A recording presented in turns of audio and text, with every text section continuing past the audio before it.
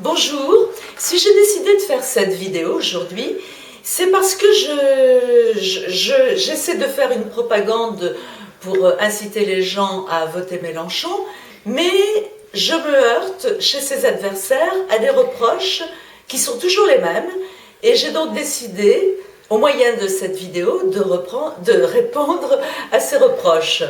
Alors, premièrement, ce sont des reproches qui visent sa personne. Le premier de ces reproches n'en est pas un, puisque c'est plutôt une qualité. On me dit « Oh, Mélenchon, c'est un très bon orateur, voire c'est un tribun ». Mais dans la tête de ces gens-là, il me semble que ça sous-entend que c'est un beau parleur, qu'il a la parole, certes, mais que c'est quelque chose qui est en surface, et que ça voudrait dire que le discours est creux, que c'est un discours séducteur. Or, moi je réponds, oui, c'est un bon orateur, mais ce qui se conçoit bien s'énonce clairement, et les mots pour le dire arrivent aisément. Si Mélenchon est un si bon orateur que ça, c'est parce que son programme est quelque chose de très bien pensé. Et pour vous en convaincre, il vous suffit de lire ce livre, L'avenir en commun. Il n'a pas été le seul à penser ce programme, puisqu'il a su s'entourer de toute une équipe et il a recueilli, pendant plusieurs mois, il a recueilli les contributions de nombreux internautes, afin d'élaborer ce programme. Deuxièmement, j'entends aussi il est agressif. Bon, il est agressif, si vous l'avez bien observé, vous pourrez noter qu'il a fait quand même pas mal de progrès, il a fait un réel travail sur sa personne, mais il est habité par une passion. En fait, c'est pas quelqu'un d'agressif, c'est quelqu'un de passionné.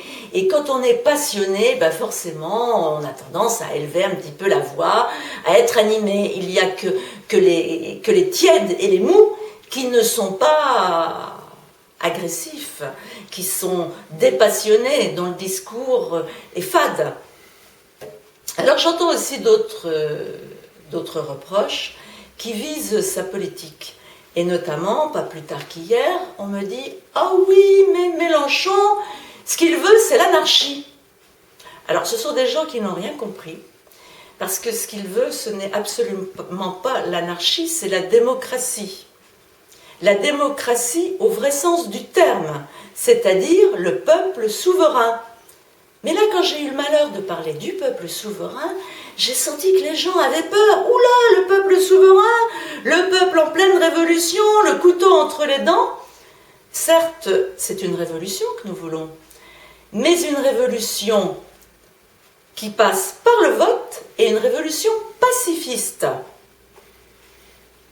Et puis, on me sort des histoires d'accointances avec Fidel Castro, avec Poutine.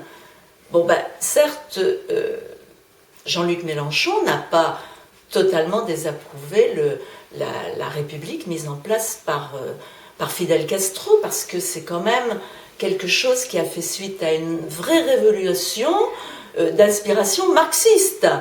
Alors bon, bien sûr, il y a eu des débordements dont il n'est pas le seul responsable, mais il ne faut pas oublier que si le peuple a souffert de restrictions, ce n'est pas de la faute de Fidel Castro, c'est de la faute des Américains qui ont mis l'embargo contre Cuba. Et ces privations dont le peuple cubain a souffert, c'est pendant plus de 50 ans, c'est essentiellement aux États-Unis qu'il faut les imputer. En imputer la faute. Bon, si vous n'êtes pas encore complètement convaincu que la 6e République que nous voulons mettre en place avec Jean-Luc Mélenchon est une république complètement démocratique, où c'est le peuple qui fait sa loi, consultez, je vous invite vivement à consulter ce bouquin en vente à 3 €. Et vous verrez que on a aussi la possibilité de révoquer les élus qui seront mis en place. On aura cette possibilité. Et ça, c'est complètement le contraire d'une dictature. Pouvoir révoquer des élus s'ils ne font pas l'affaire et si ces élus ne se montrent pas, comme on l'exige, incorruptibles. Les révoquer au moyen d'un référendum. Voilà, ben écoutez, c'est tout pour aujourd'hui. Encore une fois, lisez L'Avenir en commun qui a toutes les réponses. Au revoir.